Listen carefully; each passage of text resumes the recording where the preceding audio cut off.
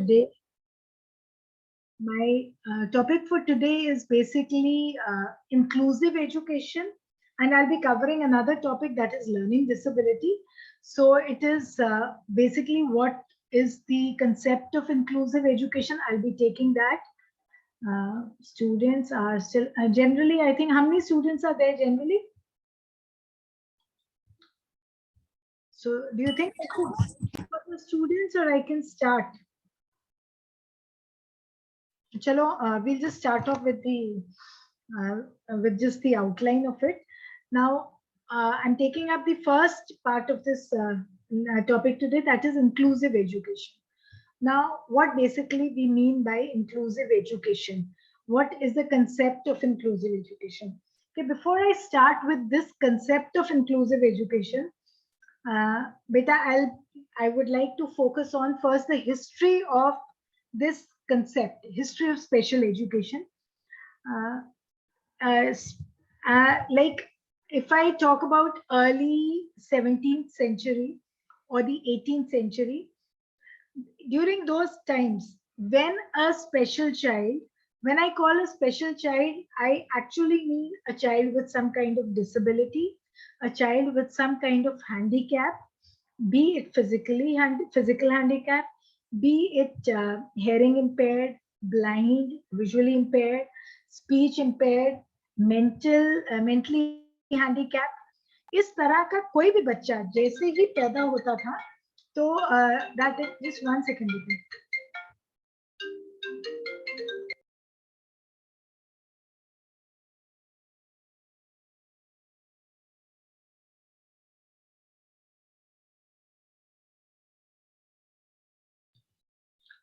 So, be it any kind of handicap, that child was killed as soon as he or she was born. जैसे ही वो बच्चा पैदा होता था तो उसको मार दिया जाता था. एंड धीरे धीरे कुछ चेंज आया, एंड उस चेंज के दौरान क्या हुआ कि अब they stopped killing such children, but they started using those children as as slaves. They started using those children as laborers. Those children were working in the palaces of the kings. They were working for the queens. So matlab as slaves these children started working. Parents na paida hote hi, they used to give it to the royal families और वहां पर उनको slave की तरह रखा जाता था without any care. So मतलब अब उससे better हो गया, killing से better हुआ, लेकिन not much of a difference. Their life was still lifeless for them. Then it was in the early 19th century. When I say 19th century, beta, I mean 1800. In the early 19th century, these children were then some kind of little education part came into the mind of the people कि ये नहीं कि उनको पढ़ा लिखा के कोई particular profession में डालना, पर इतना पढ़ा देना कि they do something or the other. So with that, this kind of feeling, they started with this kind of feeling, these children were educated to some extent, and in what way? In a way that उनको school special जगह पे special school में भेज दिया जाता था.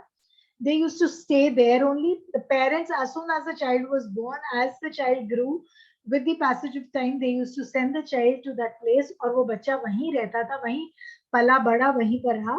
Parents की उसके साथ किसी तरह की कोई इंटरैक्शन नहीं थी, कोई लेना देना नहीं था.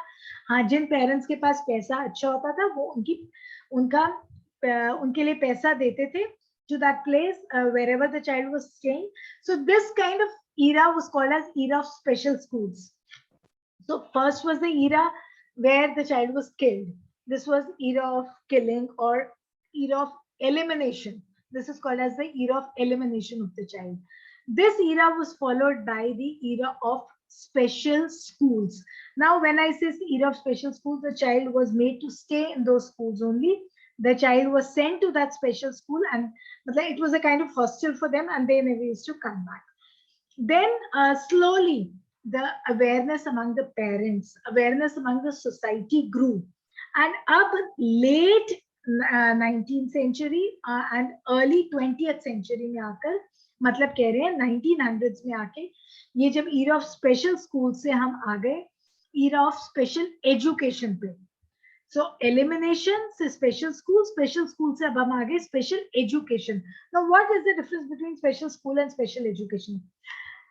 During the era of special school, a child, when the parents got to know that the child is handicapped, the child is physically, mentally, emotionally, any kind of handicap, they used to send the child to that special school. लेकिन अब ये जो era of special education था, बच्चा घर पे रहता था, 5-6 घंटे के लिए स्पेशल स्कूल में जाता था, जहां उसको basic skills along with self care skills. Beta, you generally get this question: self-care skills, toileting habits, wearing your own clothes, combing your hair, eating food, uh, uh, drinking water with a glass, taking a glass of water and drinking it. These kind of skills are called as self-care skills. जहाँ बच्चा अपना toothbrush खुद कर ले, washroom चला जाए, नहा ले, कपड़े पहन ले, अपना जरूरी चप्पल पहन ले, अपना जरूरी काम कर ले, अपनी केयर कर ले. तो अब ये स्पेशल एजुकेशन की इरा में क्या था कि बच्चे दिन में या शाम को according to the availability they used to go there and they were taken care of and they were given special care skills. So this is the era of special education. Then with the passage of time, if we, I'll be taking up this, how the policies came up. I'll be taking this in detail, although I think Prerna has already taken up PWD and RPWD with you, that is people with disability and right to people with disability. This has already been taken up, but I'll be also taking up where now from the special education we shifted to the era of जो पहली अब ये era है special schools की या special education की, इसके लिए बेटा टर्म यूज होती है सेग्रीगेशन. मैं यहाँ आगे आपको आके लाऊंगी सेग्रीगेशन. ये टर्म है segregation. Segregation means basically isolate किया हमने बच्चों को नॉर्मल बच्चों के साथ. सो ये यहाँ तक तो ईरा थी. This is called as segregation और isolation, where children with disabilities were deferred, they were made to be different. They were educated, they were made to be different from the children with children who were not disabled. This era of segregation shifted to the era of integrated education. Era of integrated education का मतलब है कि अब ये जो students हैं, ये students जो नॉर्मल स्कूल में जाएंगे, लेकिन स्कूल अपने आप को, स्कूल या टीचर इनके अकॉर्डिंगली अपने आप को नहीं चेंज करेगा. इंटीग्रेटेड एजुकेशन, बेटा please be very clear with these terms. पहली टर्म मैंने बोली है segregation, where the child was, all the special children, I use the word special for them. I will not like to use the word handicap. They are always special for us because they are different from the normal children. So we would call them as special children. I would also, I am hesitant in using the word exceptional also, preferably being a pioneer in the subject, and I really like the subject. So I always call these children as special children. तो जब तो हम special children को normal बच्चों से अलग रखते हैं, उसको कहते हैं segregation, isolation. अब ईरा हमारी आई इंटीग्रेटेड एजुकेशन की, जो कि आई हमारी लेट 1900s में. कहने का मतलब कि 20th सेंचुरी के एंड में. और ये जो ईरा आई, इसमें हमने era of integrated education, where as I said no change in the school environment. Teacher will not do anything special for them. Teacher कुछ स्पेशल नहीं करेगी. बच्चे अपने आप को इस एनवायरनमेंट में they will adjust themselves. वो अपने आप इस environment में mingle करेंगे. So this is basically the era of integrated education. अब 2009 में आई RTE, right to education. आपने ये सारे सबने पढ़ा हुआ है RTE का concept. जब ये RTE का concept आया, उस टाइम पर now the children, now this integrated education shifted to inclusive education. Inclusive education means where the children are, where the children, inclusive education means where the children are being brought up in normal schools with some special modifications in the schools. School जो हैं वो अपने आप को इस तरह से adjust करेंगे कि वो स्कूल भी और टीचर्स भी अपने आप को इस तरह से एडजस्ट करेंगे कि इस एजुकेशन के लिए वो बच्चों को प्रिपेयर कर सके. तो so what I want to convey is we move from elimination to segregation to integrated education to inclusive education. Beta, I'll be covering around this topic for 15-20 minutes and then I'll open this house for questions. आप अपने points, अपने questions note करते जाओ. अगर बीच में किसी को रोक कर कहीं भी कुछ पूछना है, you can unmute yourself. I've given you this option. Otherwise, at the end also we can take up the questions. Keep noting. I have no hassles even if you stop me in between. So let it be an interactive class. So this inclusive education is a new approach which came in 2009 after the RTE, after the Right to Education Act. अब अगर हम देखते हैं कि हमारी India being basically if we see India is a progressive nation, it is progressing, it is a developing nation, and ये एक ऐसा developing nation है जिसमें 70% of the people are living in rural areas. और या अगर कुछ सेमी अर्बन एरियाज में भी रह रहे हैं जहां पर हमारे पास अभी भी अगर हम देखें यूपी बिहार कुछ ऐसे I am not talking about Punjab because it's one of the rich states but if we go to the central place that is Uttar Pradesh, we go to Bihar, we go to Odisha, we go to Uttarakhand, there are still areas where there is lack of transport, where there is lack of communication. So as a result, these children cannot travel to long distances.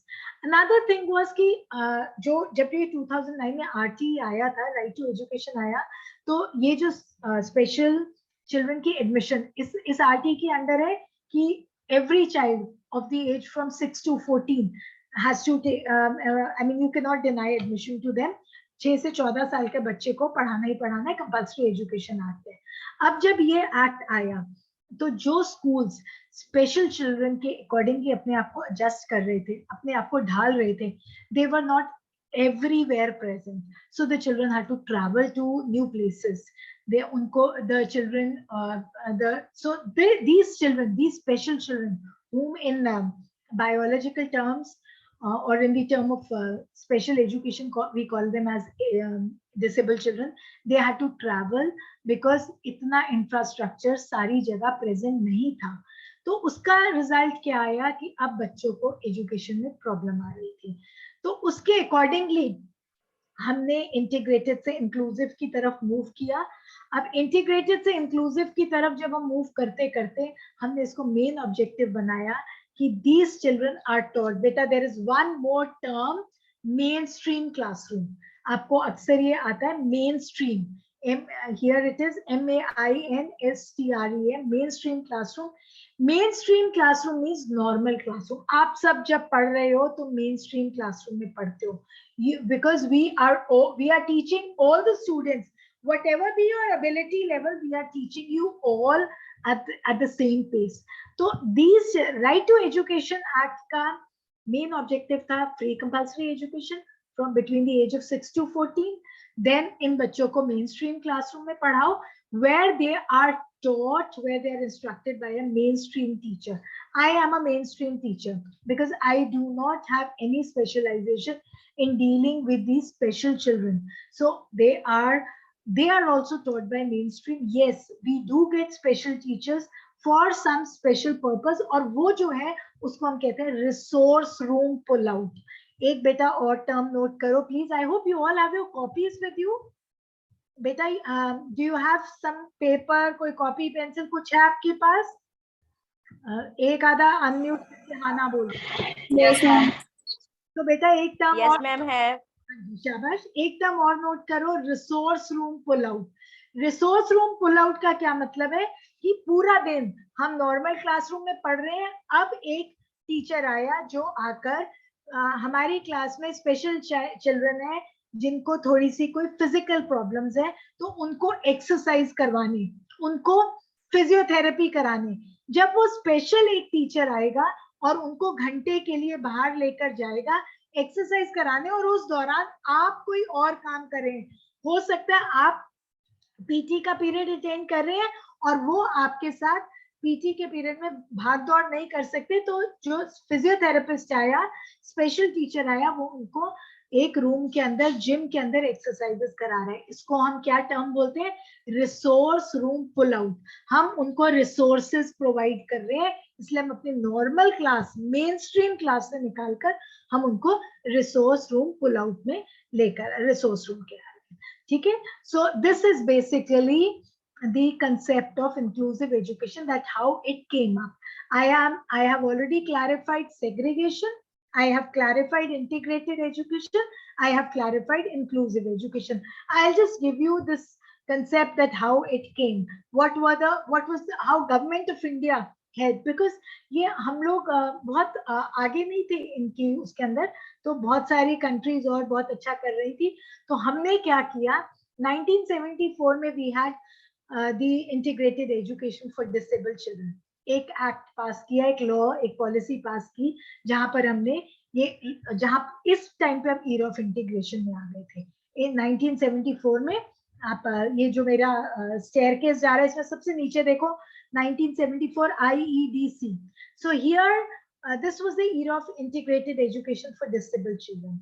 Now from here we started realizing that yes, we are teaching them in a normal classroom with no special provisions. As I told you in the beginning, beta, integrated education means a child is in the normal classroom, बच्चा अपने आप को इस situation में ढालेगा.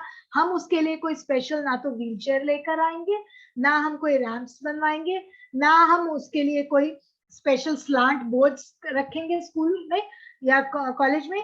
सो अब जब हम ये सब कर रहे थे, हमने ये तो देखा that we have made a policy, we have made a program to educate these children, IEDC, integrated education for disabled children.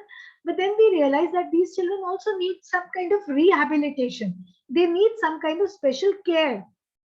And this resulted in an RCI Act, Rehabilitation Council of India Act in 1992. This RCI Act, इसने आकर people with disability की categories बनाई, उनको किस तरह से rehabilitate किया जा सकता है, which led to the Persons with Disability Act 1995, PWD, जिसको which has already been taken up by Prerna in the previous class. Now this PWD Act then was further extended to DPEP. DPEP beta means District Primary Education Program, and further to Sarv Shiksha Abhiyan. Sarv Shiksha Abhiyan means education to all. अब ये 97 में DPEP, मतलब हम लोगों ने primary education पर focus किया, and then we focused on the, in 2000 we focused on the Sarv Shiksha Abhiyan, which was then followed by the National Trust in 1999. So all these policies and programs came over the time, which resulted in now, as a result of PWD 95, IED 97, 2000 SSA, then 99 National Trust, इन सबको mind में रख के अब जो policy makers थे, they made a comprehensive action plan, जहां they started deciding, here it was that they started deciding we better move from integrated education to inclusive education, and this was this comprehensive action plan. Now this comprehensive plan further led to a policy with disability in 2006, and then a Ramsa policy, and up 2009 में हम focus करने लगे IEDSS, means अब हम integrated से inclusive की तरफ move कर रहे थे for secondary school children, and this led to the 2009 RTE. So beta, this is how we moved from segregation, first elimination in the 17th, 18th century, to segregation, to integrated education, to inclusive education. So beta, this is basically the historical background of inclusive education. I hope I am able to make it clear till here. If it is clear, then I would like to proceed further. कोई किसी को बेटा कोई query है, अपने chat box में डाल लो, hand raise कर लो, अनम्यूट कर लो, लेकिन साथ के साथ पूछते जाना. पूरा लेक्चर इसी उसमें नहीं रहना कि समझ ही नहीं आया और हम मैम से पूछ नहीं पाए. So you can stop me anywhere. Now coming to inclusive education. बेटा जो ये इंक्लूजन का कंसेप्ट है, इंक्लूजन वर्ड का मतलब क्या है? इंक्लूजन, हम अक्सर वर्ड यूज करते हैं ना, मैम मेरे को भी प्लीज इस ग्रुप में इंक्लूड कर लो, ma'am I want to include this topic in my. So अब दो चीजें होगी, आप कहते हो मैम हमको इंक्लूड कर लो, और कई बार आप कहते हो हम ये चीज इंक्लूड कर लें, तो यही तो इंक्लूजन है. चाहे हम किसी चीज में इंक्लूड हो जाए, या state of being included, either act of including, कुछ चीज अपने में इंक्लूड कर लेना, या अपने आप को कहीं पर इंक्लूड करना, इसको हम कहते हैं इंक्लूजन. सो इंक्लूसिव एजुकेशन का क्या मतलब है? मेन स्ट्रीम क्लासरूम्स में, मेन स्ट्रीम एजुकेशन में, नॉर्मल स्कूल्स में, नॉर्मल क्लासरूम्स में, नॉर्मल टीचर्स के साथ. और ये वर्ड नॉर्मल नहीं मैं यहाँ यूज करूंगी, हम टेक्निकल लैंग्वेज यूज करेंगे. आप क्या वर्ड यूज करोगे? Main stream schools, main stream classrooms, main stream teachers. वहां पर इस तरह की एजुकेशन सिस्टम को प्रोवाइड की जाए that you are able to provide opportunities for children with special needs, for these talented children, for these positive and negative deviants. Now see, there can be a child who has very poor eyesight, may be visually impaired. अब visual आप देखो, कोई किसी तरह की जो specialisation है ना, उसका पॉजिटिव साइड भी होता है, नेगेटिव साइड भी होता है. नंबर लाइन बनाते हो, जीरो के इस तरफ प्लस होते हैं, इस तरफ माइनस होते हैं ना, मैथ स्टूडेंट्स को तो ज्यादा पता है, वैसे पता सबको ही है. हम ग्राफ बनाते हैं तो ऐसे बनाते हैं ना, ऊपर पॉजिटिव नेगेटिव, इधर पॉजिटिव नेगेटिव. इसी तरह ये भी हमारा नॉर्मल प्रोबेबिलिटी कर्व होता है, जो ऐसे करके ऐसे बनता है नॉर्मल प्रोबेबिलिटी. अब जो इस तरफ लाई कर रहे हैं वो पॉजिटिव है, जो इधर लाई कर रहे हैं वो नेगेटिव है. सो बच्चा पॉजिटिव भी हो सकता है और negative. A child who may be very good and may be a gifted child, a child जिसकी, आप देखोगे कि जितने जापान में ना बच्चों, ऐसे बच्चे हैं जिनकी आईसाइट इतनी अच्छी है, इतनी ज्यादा अच्छी है कि जरूरत से ज्यादा अच्छी है. एंड दैट इज वाई हम अपने फोन में देखते हैं ना, सिम कितना सा बना है, ट्रांजिस्टर, अगर पुराने ट्रांजिस्टर कभी खोल के देखो, उनके पीछे डॉट्स डॉट्स कितनी बारीक बनी है. इनको कौन लोग बना रहे हैं? इनको स्पेशल बच्चे ही बना रहे हैं जिनकी पॉजिटिव है जो विजुअल साइड पर. इसी तरह people who are, there are people who are positively very good at hearing. Those who are negative we call them as hearing impaired. Who are very good at hearing we call them as people with acute hearing. और जहां पर कहीं किसी तरह का कोई crime का settlement होना है, ये जितना ये होता है CIAs एंड ऑल, इनके अंदर हमें ऐसे ही लोग चाहिए जो जिनकी हेयरिंग बहुत अच्छी है. सो ये पॉजिटिव या नेगेटिव साइड, हम जब ऐसे बच्चों के लिए स्पेशल नीड्स, स्पेशल टैलेंटेड, आपकी क्या अब हम कई बार स्कूल में आप देखो, there may be a child who is extraordinary gifted, and फिर टीचर क्या कहती है, मेरी क्लास में मेरे को तो ये बहुत परेशान करता है, बहुत क्वेश्चन पूछता है वगैरह, सो इसको डबल प्रमोशन दे दो. तो ये भी तो स्पेशल, ये भी तो, अब ऐसे बच्चे को भी तो हम इंक्लूसिव एजुकेशन में ही पढ़ा रहे हैं ना. So this is what I mean by inclusive education, where where the education system has to be changed. When I say the education system, I mean the infrastructure, the curriculum, the way delivery methodology. This has to be changed according to the needs of the children, so that they can pursue in mainstream classrooms, they can pursue in mainstream schools. So this is basically what I mean by inclusive education. I can share this PPT later with you, so nothing much. अब problem क्या आ रही है? हमने ये तो कह दिया 2009 की RT में भी हम ले आए कि सब बच्चों को हमें शेयर, हमने I mean it's compulsory to educate each and every child below at the age of 6 to 14 में. And then अनदर RT का एक और रूल जो आया इंक्लूसिव एजुकेशन के कंसेप्ट में, वो क्या आया था कि हम किसी भी बच्चे को एडमिशन नहीं मना कर सकते. आप कोई भी स्कूल में चले जाओ बेटा, आपको किसी स्पेशल चाइल्ड को एडमिशन डिनाई नहीं कर सकते.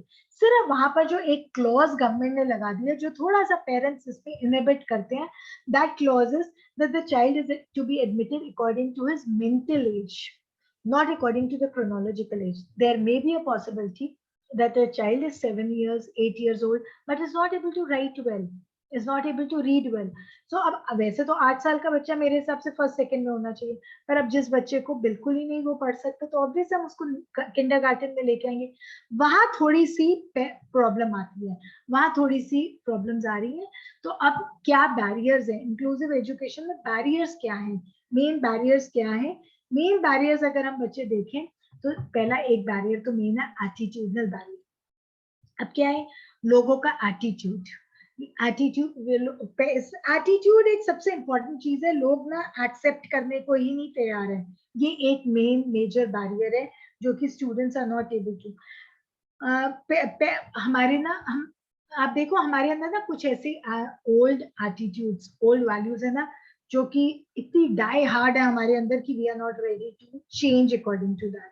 सो ये एक मेन प्रॉब्लम आती है कि लोगों का एटीट्यूड इस तरह से बन चुका है दैट वो अभी भी डिस्क्रिमिनेट करेंगे, वो अभी भी डिफ्रेंशिएट करेंगे, चाहे पेरेंट्स हैं चाहे टीचर्स है। पेरेंट्स को पता चलेगा, वो कहेगा नहीं नहीं तूने नहीं उस बच्चे के साथ बैठना, तू भी गलत बातें सीखेगा, तू भी नहीं पढ़ सकेगा। मतलब ये एक attitude. Same is with teachers. Teachers जो है basically are not ready to accept. तो ये एटीट्यूड जो हमारा ये सबसे एक इम्पॉर्टेंट और मेन बैरियर है, जो कि and I personally feel this is the greatest barrier and which is faced by students, which is faced by children with disability, and that is the reason कि ये बच्चों को physically isolate होना पड़ता है, that is the reason that they are not included, they have to move towards exclusion। ये एक basic reason है। चाहे सोसाइटी है, हमारी सोसाइटी इतनी अभी तक वो पुराने उसमें उलझी पड़ी है कि वो एक्सेप्ट नहीं कर पाती, क्योंकि हमारे लोगों में अभी भी नॉलेज की कमी है, अंडरस्टैंडिंग की कमी है towards such children. Then another major barrier is physical barrier. I'll be taking some of these again with you in detail. Physical barrier. Physical barrier सबसे पहले अगर आपको, मैंने अभी जब क्लास स्टार्ट की I just said कि we see that जो बच्चे हैं, हमारी पॉपुलेशन ज्यादातर जो है रूरल पॉपुलेशन है, और ये रूरल पॉपुलेशन होने के कारण अभी हम लोगों के स्कूल्स दूर दूर है। सो ये एक मेन फिजिकल बैरियर है। उसके बाद गवर्नमेंट ने ये तो कह दिया कि we have to give admission to all the students, but government ने ना तो स्कूल्स में रैंप बनाए हैं, ना स्कूल्स, लिफ्ट तो चलो बेटा वैसे ही बहुत एक्सपेंसिव वो है, ना रैंप्स बने हैं स्कूल्स कॉलेजेस में, ना किसी तरह की कोई व्हील चेयर फैसिलिटी, कोई भी मतलब कहने का कि जो स्पेशल फैसिलिटी उनको चाहिए वो नहीं है उनके लिए। तीसरा मेन चीज है इनअप्रोप्रिएट करिकुलम। सिलेबस इतना ओवर पैक्ड है, टीचर्स ये सोचते हैं हम नॉर्मल सिलेबस कवर करेंगे, हम इन बच्चों के लिए स्पेशल वो कुछ धीरे धीरे चलें, केयर करें। And even our syllabus is so rigid कि आप देखो, चाहे वही सिलेबस मुंबई में पढ़ाया जा रहा है, वही सिलेबस केरला में पढ़ाया जा रहा है, वही सिलेबस पुणे में पढ़ाया जा रहा है, वही सिलेबस चंडीगढ़ पढ़ाया जा रहा है, वही सिलेबस लुधियाना पढ़ाया जा रहा है, और वही सिलेबस सुधार के स्कूल में पढ़ाया जा रहा है। But don't you think there is a difference? When I'm talking about syllabus, I'm talking about the normal syllabus. Please remember, I'm talking about mainstream classrooms. तो अब जब नॉर्मल बच्चों को ही सिलेबस में इतनी प्रॉब्लम आ रही है डिफरेंट जगह के, तो और हमारा क्या है, हमारा सिलेबस वही कंप्यूटर्स वही, और जबकि we are not seeing that ये जरूरत है, किस तरह की जरूरत है, कितनी हमें कैसी हमें उनके अंदर, like for example I feel that a child of Punjab needs agriculture as a main subject, but Mumbai के बच्चे को एग्रीकल्चर की जरूरत नहीं है, क्योंकि वहां तो स्कूल ही दो कमरों में बने पड़े हैं। So inappropriate curriculum. Then untrained teachers. मेरा पहला एक बैरियर में मैंने कहा था टीचर्स का एटीट्यूड ही नहीं है उनको एक्सेप्ट करने के लिए। Teachers are not trained to take into consideration the special needs of these children. They are not competent enough. अब हम लोग, आपको भी, we are training you as children, we basically give you an outline, ठीक है? That is why learning disability has been added, because LD is one such common which doesn't actually come as, they are not those mentally handicapped or mentally challenged children, but LD आपको school में मिलेगा ही मिलेगा। तो और उसके लिए हमें train, अब बीएड में भी और एमएड में हम स्पेशल फोकस देते हैं ऐसे कुछ कैटेगरीज के ऊपर, ऑटिस्टिक, सेरेब्रल पॉल्सी, और वो सारी आपके इसके अंदर भी कवर्ड है। हम उसके ऊपर फोकस देते हैं क्योंकि training of a mainstream teacher is required in all these fields. Then बेटा फंडिंग. स्कूल्स के पास फंड नहीं है कि वो व्हील चेयर्स ले सके. विजुअली इम्पेयर्ड बच्चों के लिए ब्रेल लेना मुश्किल है, उनके लिए रिकॉर्डेड बुक्स लेना मुश्किल है. सो इनएडिक्वेट फंडिंग, ये एक बहुत इंपॉर्टेंट फैक्टर है. हम टीचर्स को सैलरी देने के लिए तो पैसे नहीं है, टीचर्स की स्कूल को इंफ्रास्ट्रक्चर देने के लिए पैसे नहीं है. सो ये किस तरह से funding is another important factor. Then बेटा organisation of the education system. अब मैंने पहले ही कहा हमारा एजुकेशन सिस्टम इस तरह से है कि कमिटमेंट नहीं है ना, तो हायरार्की में आ जाओ कमिटमेंट कहीं भी नहीं है. From the students to the teachers to the authorities, commitment is lacking. Lack of commitment, lack of communication also between. It's we are not actually feeling the needs of such students. So this is another important factor. Then besides that, beta policies. Policies जो है वो भी सही policies नहीं बनी हुई है. जो हमने पॉलिसीज बनाई है वो इन बच्चों, हमने बहुत आराम से आरटी कह दिया. मैंने पहली बात आपको ये बोली कि आरटी आया, कंपल्सरी कर दिया, कोई स्कूल एडमिशन डिनाई नहीं कर सकता, लेकिन उसमें ना सिर्फ एक बहुत बारीक से सेंटेंस में लिख दिया कि students are to be admitted according to their mental age. अब ये पॉलिसी में पेरेंट्स तक तो क्लैरिफाई नहीं किया. पहले तो पेरेंट्स इसी जिद में अड़े रहते हैं, हम 10 साल के बच्चे को नर्सरी में थोड़ा डालेंगे. ठीक है, उसके बाद टीचर्स को किस तरह से उनको रिसोर्सेज प्रोवाइड करनी है वो भी पॉलिसीज में कुछ क्लियर नहीं है. पॉलिसीज तो हम धड़ाधड़ बना बना के ना हमने पूरा स्टेयरकेस तैयार कर दिया. Then location of the school, I have told you schools are, जो स्कूल्स इन सब बच्चों को अगर ये प्रोवाइड भी करेंगे नीड्स, तो वो they are not very close to each other, to their they are not in the vicinity of the children, they are not accessible to the children, students cannot go. So location of the school. Then अब school क्योंकि पास नहीं है तो बच्चों को दूर जाना पड़ता है. 2 दिन गए, 4 दिन गए, धीरे धीरे ड्रॉप आउट रेट बढ़ जाता है, एनरोलमेंट स्कूल की कम हो जाती है और स्कूल में से बच्चे धीरे धीरे. अच्छा, फिर ये जो इस साइड के सारे फैक्टर्स हैं, इधर के जो जितने भी ये फैक्टर्स हैं, अगर हम ये देखें, ये फैक्टर्स जो है ये हमारी स्कूल एनरोलमेंट पे बहुत ज्यादा इफेक्ट करते हैं. देन बेटा एजुकेशनल बैरियर. स्कूल के पास टेक्नोलॉजी नहीं है. क्लासरूम का साइज, अभी भी हमारी क्लासरूम का साइज कितना होता है? What is the normal size of the classroom in schools? You all gone for your teaching practice और you went for your pre internship. हाँ जी, how many students in the class? जल्दी बोलो, सो गए सब? हाँ जी, yes, 35. 35 is very ideal, Gagandi, but I think there are schools which are more than that also. Yes, beta, you are right, but 35 is still an ideal number, I'll say, according to what you have quoted, but schools still have more than that also. So that also results, this is another barrier कि वहाँ पर teacher cannot take into consideration all these students. Then the curriculum, then the untrained teachers. So ये एक कुछ reasons हैं जो कि बहुत important factors हैं.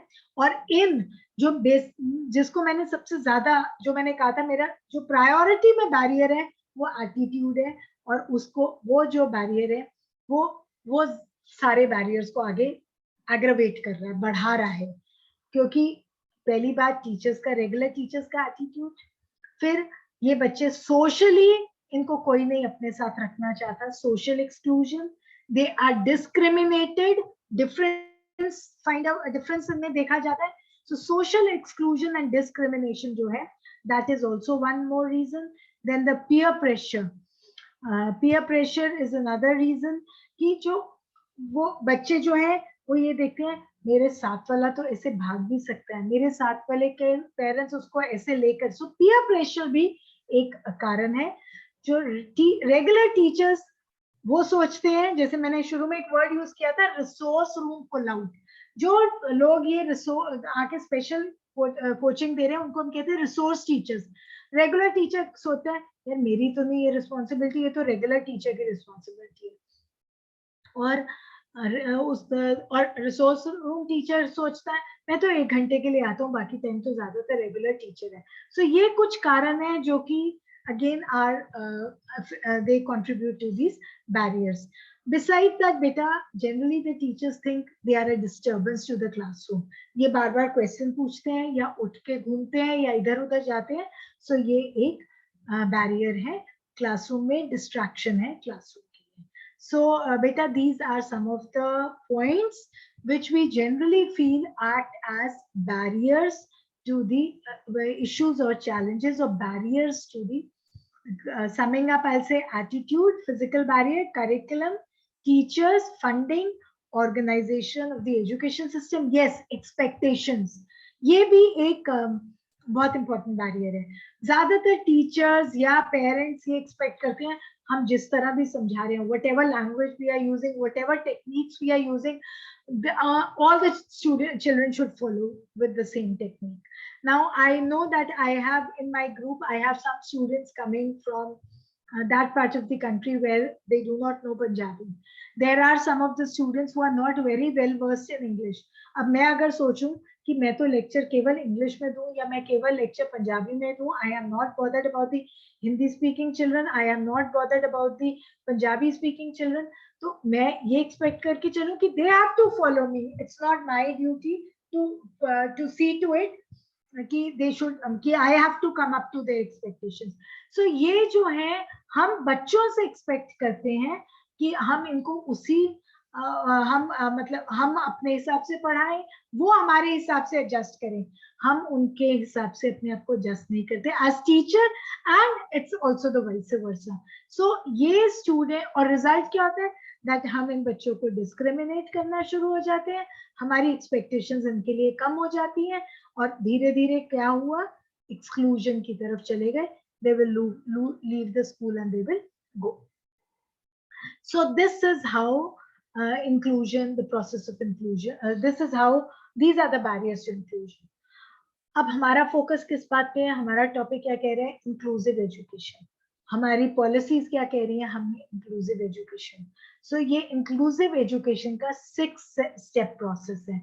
ये बेटा आपको ना ये प्रोसेस पे क्वेश्चन आता है कि now what is this 6 step process to promote inclusive education. This step says the first and foremost is that we need to build a common vision. पहला पार्ट है कि हमें एक कॉमन विजन बनाना है. हम कौन है, what do we want to be, what are our goals, expectations and interests. And when I say who are we, here I'll be playing 2 roles. Who are we, what मेरा as a teacher क्या role है, और उधर से बच्चे जो हैं उनका भी कि वो किस तरह के बच्चे हैं, क्या हम उनसे एक्सपेक्ट करते हैं, वो हमसे क्या एक्सपेक्ट करते हैं, what are the goals, what are the expectations, what are their interests, and how are we going to cater to those interests. Second step is recognizing our reality. Now who are we हमने देख लिया, अब हम ऐसे हैं. तो जब मैं who are we अपने को कह रही हूँ, एज अ स्पेशल चाइल्ड भी मैं देख रही हूँ कि मैं एज अ स्पेशल चाइल्ड कौन है. Why are we like this, we need to analyse our beliefs and formulate data accordingly. Information gather करनी, उस इंफॉर्मेशन के accordingly we'll be making proposals, we'll be making our decisions and establish some kind of agreement. अब उस agreement के हिसाब से ही हम proposals बनाएंगे. एंड जब हम प्रपोजल्स बना रहे हैं, हमने एक चीज माइंड में रखनी है that as a group, see, I cannot work alone. Obviously 4 or 5 teachers along with me will work. So everybody should know all the actions. ये नहीं कि ये तो मेरा काम सिर्फ आइडेंटिफिकेशन था, मैंने ये करा मुझे बात. नो, आइडेंटिफिकेशन के बाद उसका जो उसको किस तरह से एजुकेट करना है, प्रोग्राम कैसा देना है. So everybody should know all the actions. That is the 4th step. If everybody knows all the actions, this is going to help in modifications, this is going to help in implementing, and when we are implementing, it is going to help in strengthening the facts. जो नहीं चाहिए उसको निकालना, जो हमें और strong करने हैं उन एक्शंस को हमें advance karna.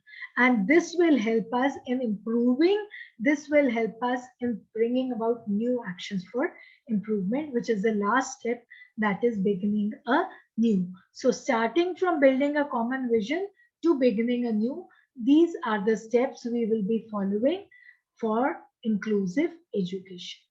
Besides these steps, very important, mentoring.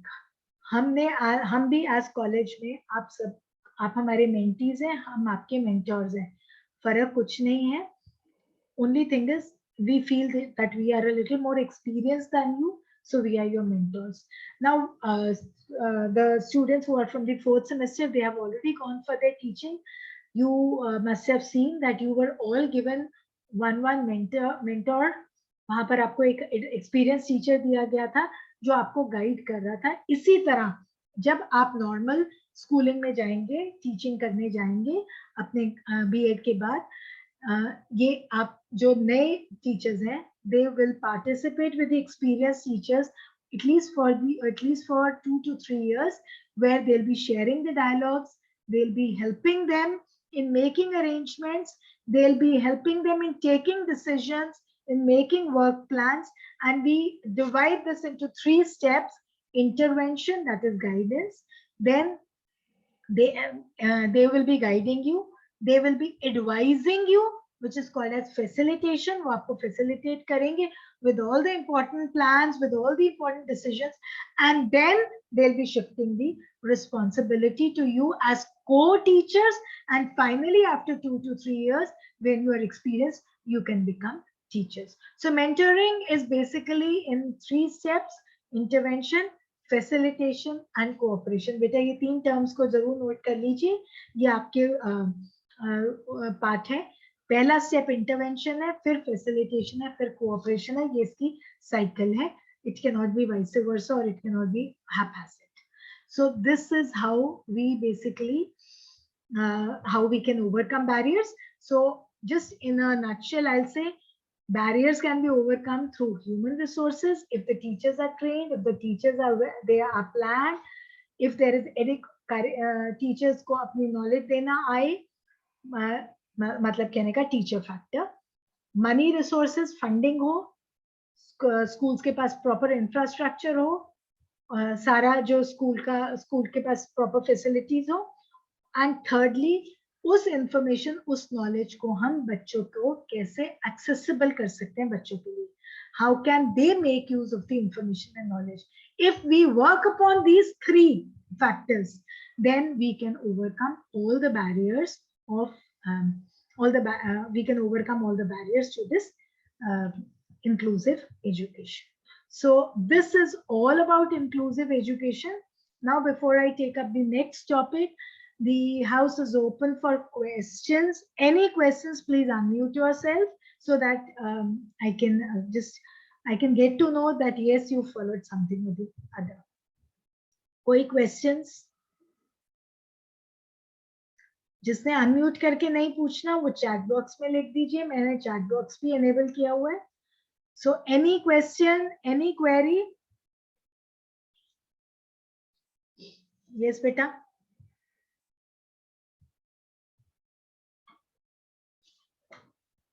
No question?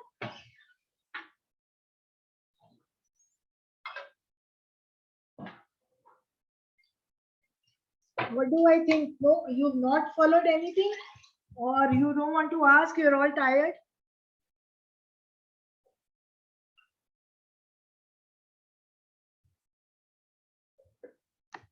किसी ने कुछ नहीं पूछना?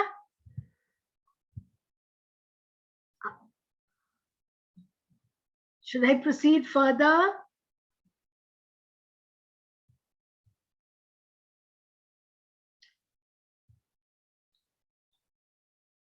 I'm not getting a yes or no also from you. No, ma'am.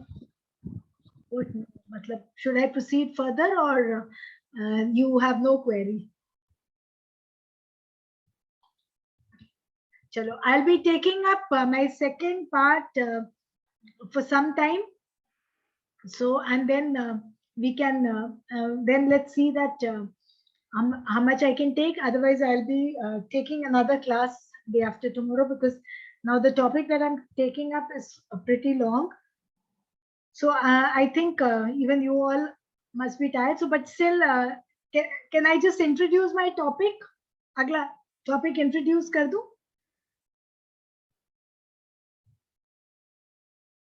Who is your captain? Sumandeep says yes. And Rajvinder ने no कौन से question का दिया जवाब, मुझे ये नहीं पता चला. तो अब मैं सुमनदीप को लेकर ही चल रही हूँ. ओके, ठीक है. So I got plenty of yes. Right, I will be introducing my next topic. Okay, ये कौन है, पहचानते हो इनको? अपने आप को अनम्यूट करके फटाफट बताइए. Please unmute yourself and tell मी.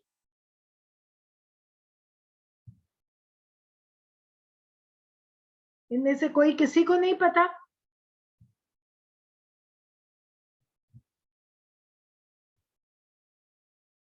हाँ जी.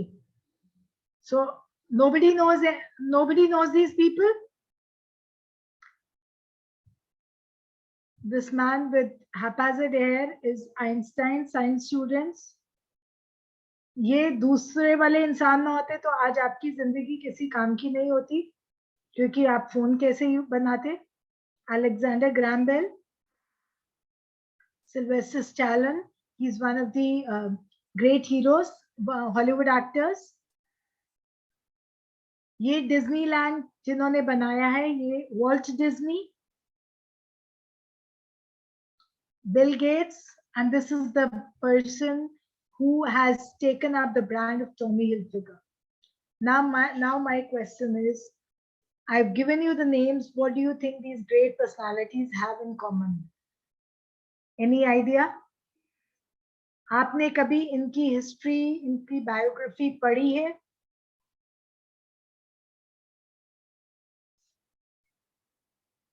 All these people were learning disabled. Now, do you get this point that what is learning disability? Please remember, learning disability is nothing related to mental challenge. It is not related to mental handicap. It has nothing to do with mental retardation. A learning disabled child can become a scientist. A learning disabled child can help you in inventing a phone.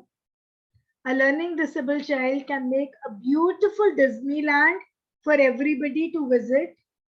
Learning disabled person can open up such a brand as Tommy Hilfiger. Learning disabled child is Amir Khan also, who is everybody's favorite actor. Abhishek Bachchan was also a learning disabled child. So now you get an idea that learning disability is no kind of mental retardation. It is very different from mental challenge. It is basically, it has nothing to do with any kind of disturbance, any kind of brain dysfunctioning or brain disturbance. ये वो लोग होते हैं जिनको speech में, मतलब ये नहीं कि they are not speech impaired. It's not that they are dumb, but they are not able to process speech. Now I am speaking and you're all listening to me. मैं जो words बोल रही हूँ वो words आपके कानों में जा रहे हैं, कानों से आपके brain में जा रहे हैं, और वो brain उन words को interpret कर रहा है और आप मेरी बात को समझ रहे हैं. ये होता है हमारी speech का process. ये होता है हमारी लैंग्वेज का प्रोसेस. कई बार ऐसा होता है कि कोई ऐसा इंसान जो कोई डिफरेंट लैंग्वेज बोल रहा होता है, वो बोलता है, आपके कानों में जाता है, कानों से ब्रेन में जाता है, but you are not able to interpret. उधर रीजन क्या होता है? Because you don't know that person's language. So here you're not learning disabled. But when you're talking a normal language, when I am talking in Hindi or in English with a child who belongs to a Hindi English language family, is not able to process what I have said. He can hear, मतलब उसका जो कान का part है, जब हम उसके कान के पर्दे चेक करा रहे हैं, हम उसकी हेयरिंग कैपेसिटी चेक करा रहे हैं, वो बिल्कुल सही आ रही है. He can hear, but the thing is going in his brain, but he's not able to interpret. A child can see, vision उसकी 6/6 है, बिल्कुल ठीक है, but वो अल्फाबेट्स को देख भी रहा है. लेकिन अब मैंने अगर सामने अल्फाबेट लिखा है, मैं इसको LEARNING,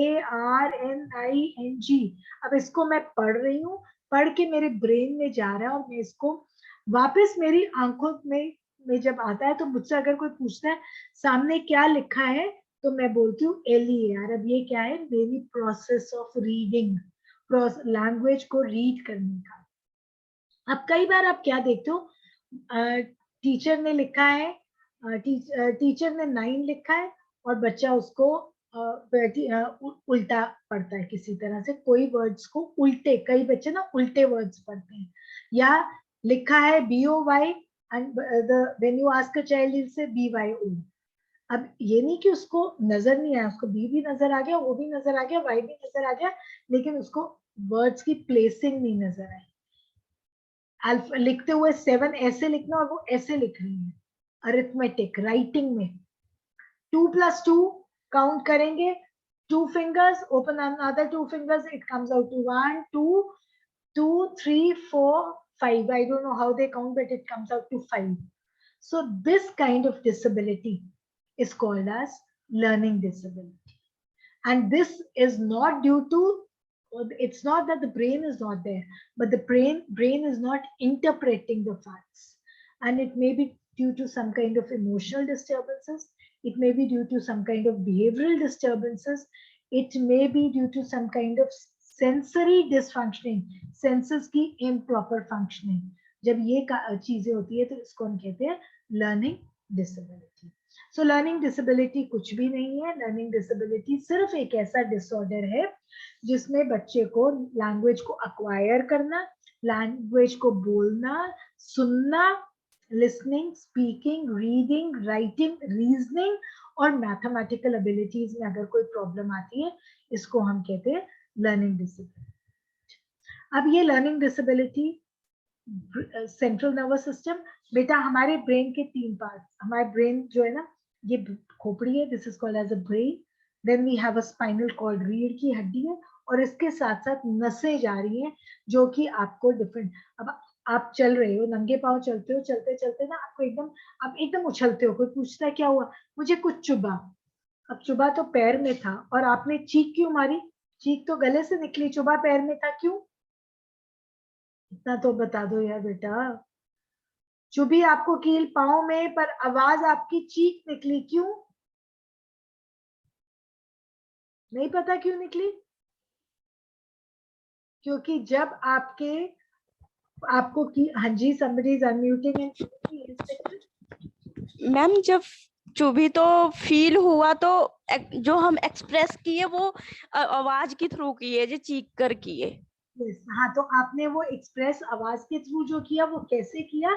चुभी आपके पैर पे, जो आपके पैर पे जो नस थी, उस नस ने स्पाइनल कॉर्ड के थ्रू, रीढ़ की हड्डी के थ्रू आपके ब्रेन को मैसेज दिया. ब्रेन ने वापस मैसेज आपकी जबान, आपकी आवाज को दिया, एंड यू शाउटेड.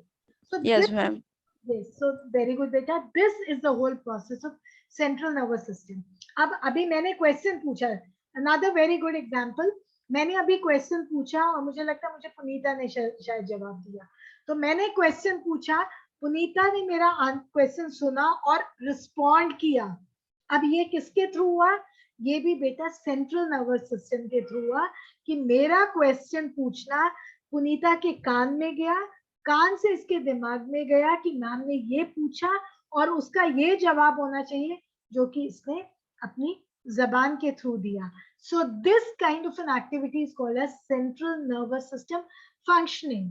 अब जब ये बच्चे प्रॉपरली लैंग्वेज को यूज नहीं कर पाते, they are not able to listen properly, they are not able to speak, read, write, or reason properly.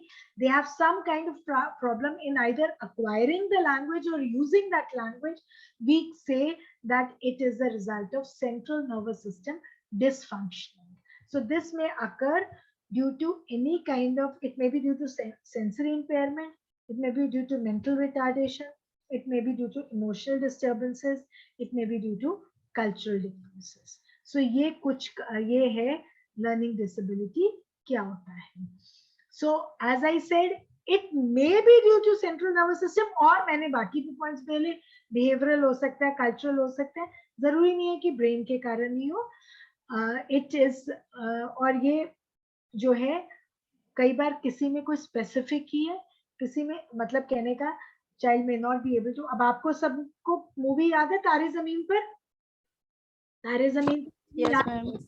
अब उसमें क्या था, he was a very good artist, ठीक है, but he could not read properly. जब उसको हिंदी का टीचर कहता है पढ़ो, तो क्या वो पिक्चर में दिखाते हैं all the alphabets flying in front of him. So that is dyslexia. Some children, you tell them to write D, और वो D हमेशा ऐसे लिखेंगे instead of writing this way. 9 बोलो, 9 ऐसे लिखेंगे P की तरह. Dysgraphia. कुछ बच्चों को जब हम मैथ्स के सम सॉल्व करने को देते हैं, उनकी कैलकुलेशंस हमेशा ही माशाल्लाह कुछ और ही होती हैं. That is dyscalculia.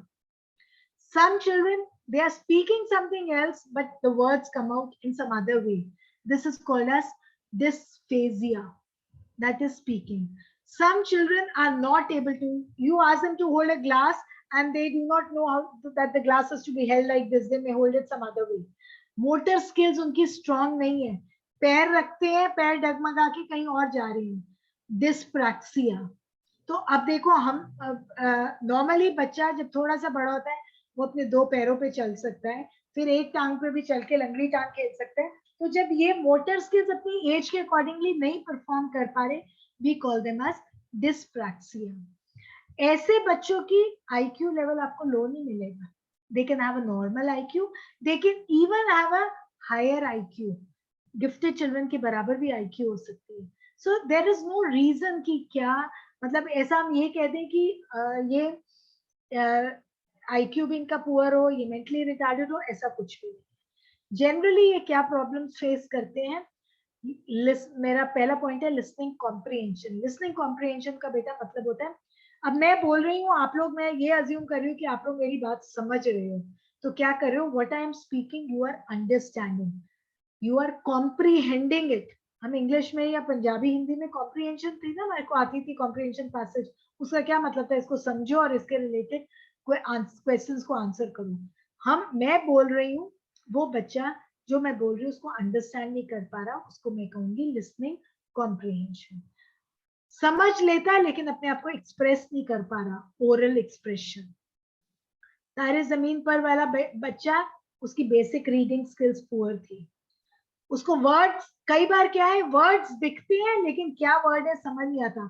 सामने दिख रहा है, लिखा हुआ है प्रॉब्लम्स फेस बाय, तो मुझे ये सामने जो वर्ड्स हैं ये इनको पढ़ना ही नहीं आ रहा, मुझे इनको जोड़कर किसी तरह से नहीं आ रहा, लिखना नहीं आ रहा, रिटन एक्सप्रेशन. मैथ्स की कैलकुलेशन नहीं आ रही. मैथ्स में मैंने बोला मेरे पास 4 आम है, मैंने 2 खा लिए, कितने रह गए?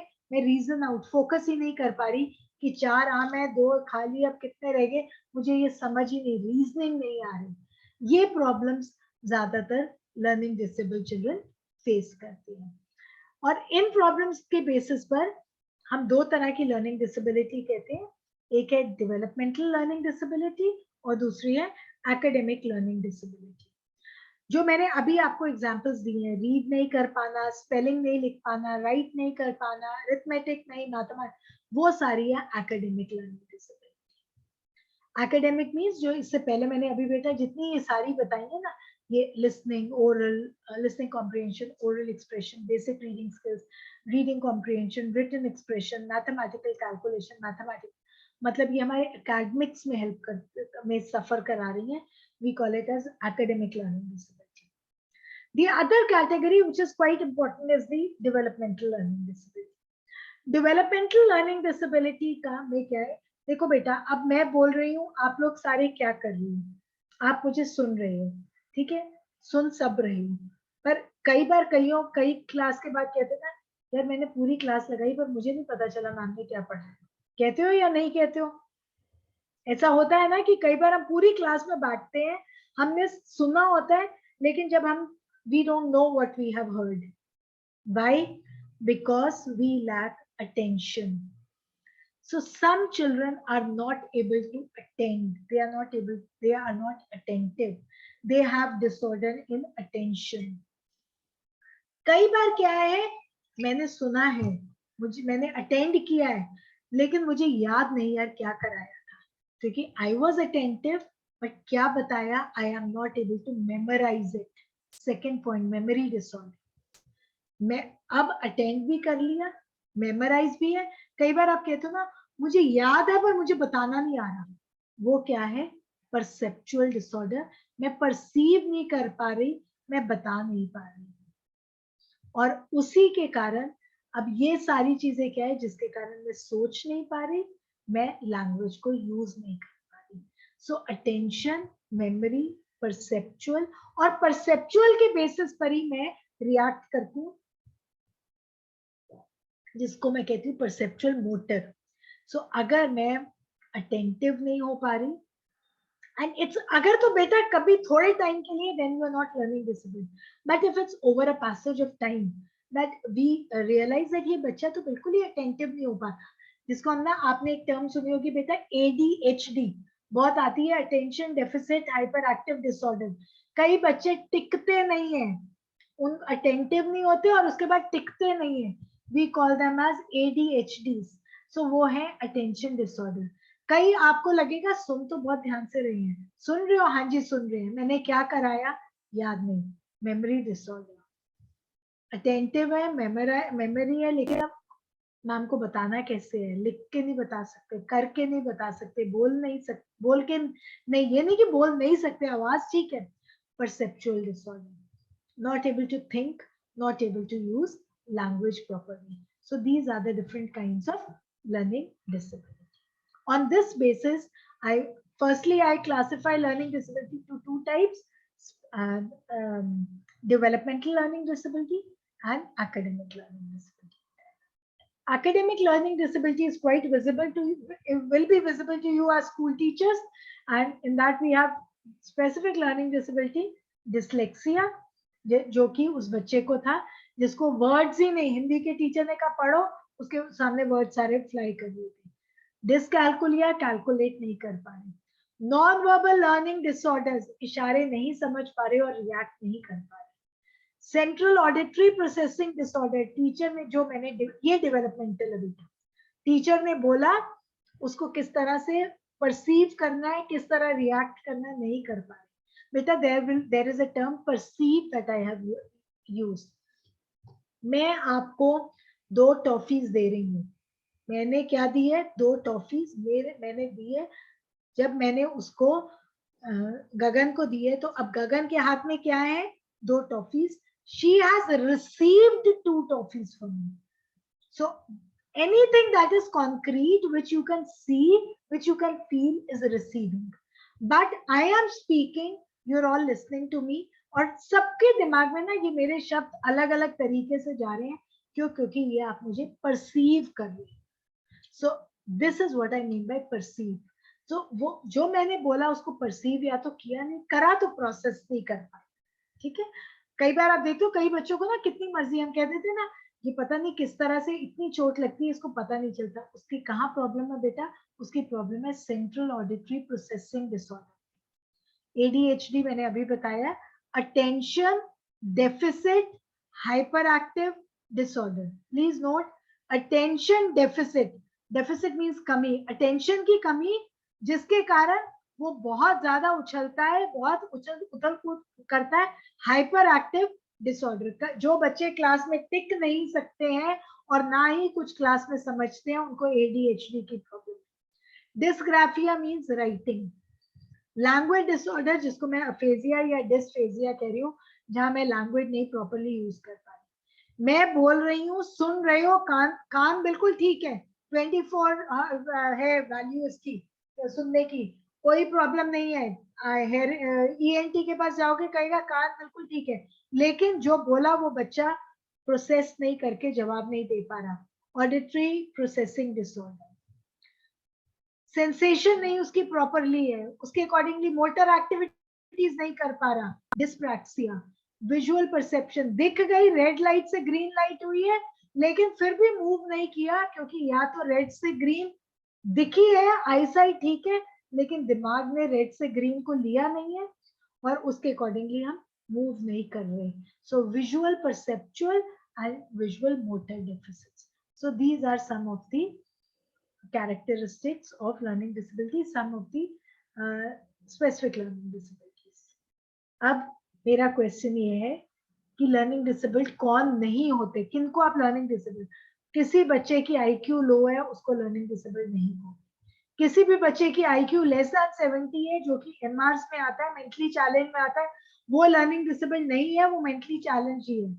किसी बच्चे की अगर विजुअल हैंडीकैप 60% से कम है, मतलब वो विजुअली 60% से अच्छा है, तो वो लर्निंग डिसेबल नहीं है।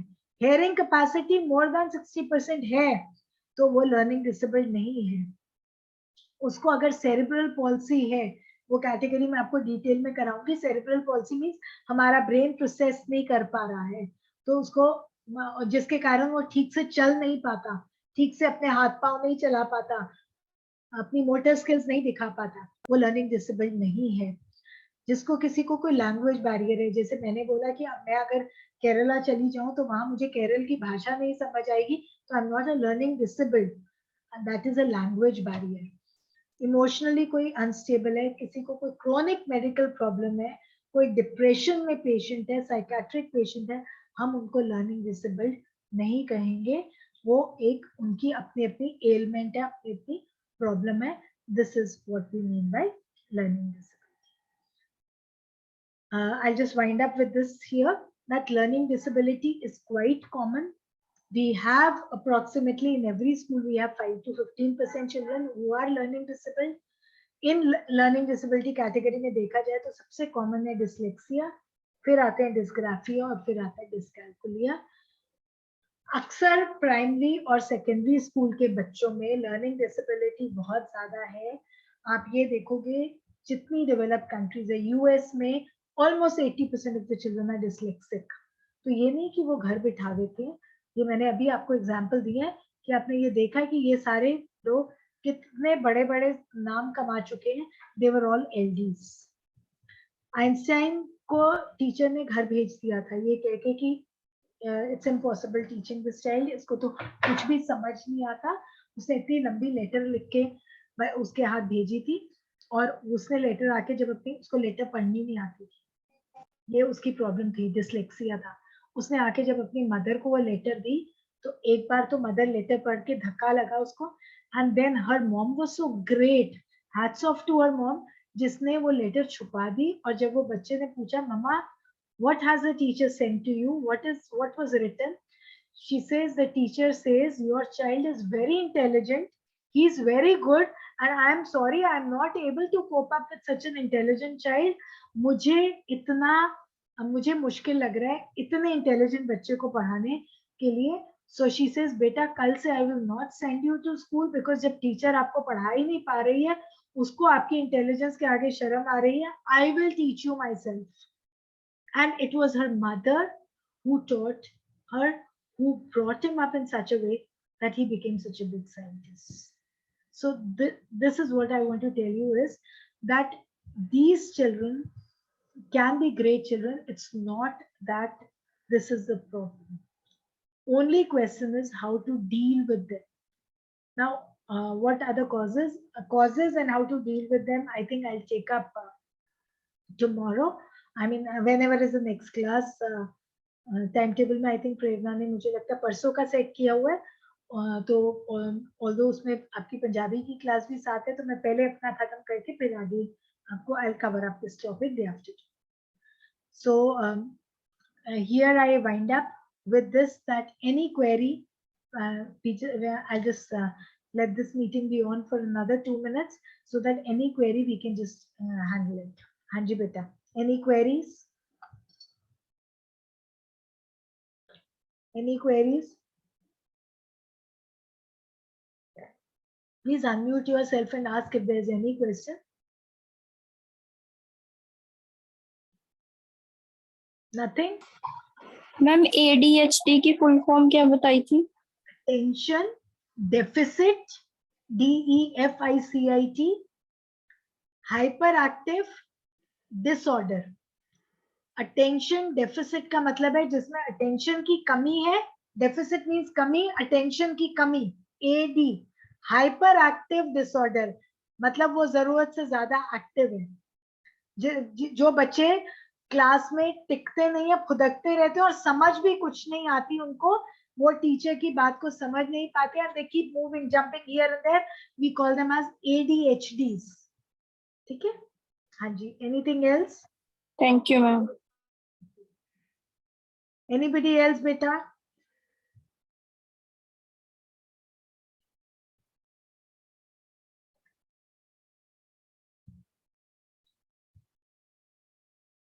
हाँ जी बेटा. Anything else? मैम क्वेश्चन कैसे बन सकते हैं इस टॉपिक में से? देखिए इसमें देखो जो इंक्लूसिव वाला है उसमें तो आपको सेग्रीगेशन, इंक्लूजन और इंटीग्रेटेड एजुकेशन पे आ जाता है कि किसमें, जैसे मैंने बताया सेग्रीगेशन में बच्चे, सेग्रीगेशन वाले बच्चे नॉर्मल स्कूल में ना जाके सिर्फ वहां पर स्पेशल बच्चे होते हैं. इंटीग्रेटेड में कोई स्कूल वाले कोई अरेंजमेंट नहीं करेंगे, बच्चा अपने आप उस एनवायरनमेंट में अपने आप को ढालेगा. और इंक्लूसिव में वो अपने आप को स्कूल वाले अपॉर्चुनिटीज प्रोवाइड करेंगे. सो एक तो इसके ऊपर आ सकता है, एक आपको पॉलिसी से रिलेटेड आ सकता है कि किस पॉलिसी के रिलेटेड क्या है. उसके बाद आपको PWD RPWD से रिलेटेड आ सकता है. ये जो है टॉपिक लर्निंग डिसेबिलिटी वाला, इसमें आपको डिसलेक्सिया और अफेजिया वगैरह जो मैं डिफरेंट कैटेगरीज कराऊंगी इनसे रिलेटेड आ सकता है. इनके एजुकेशनल प्रोग्राम्स जो अभी कराने हैं, आगे जो भी कराना है कॉजेस, उससे रिलेटेड आ सकता है. जो मैंने अभी बताया कि व्हाट LD इज नॉट, मतलब स्लो लर्नर, लो IQ, ये इससे रिलेटेड क्वेश्चन आ सकता है कि there is a child with an IQ level of 95 or there's a child with an IQ level of 110, you will categorize him as MR or you will categorize him as LD. इस तरह के question आ सकते हैं. ठीक है? Okay ma'am, thank you. हाँ जी. और कोई? Anything else, beta? So is it done now?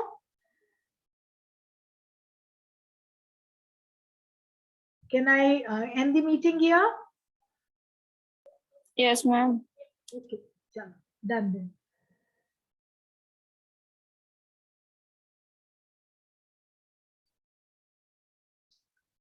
So I'm ending the meeting here, beta. Okay. Thank you ma'am. Good.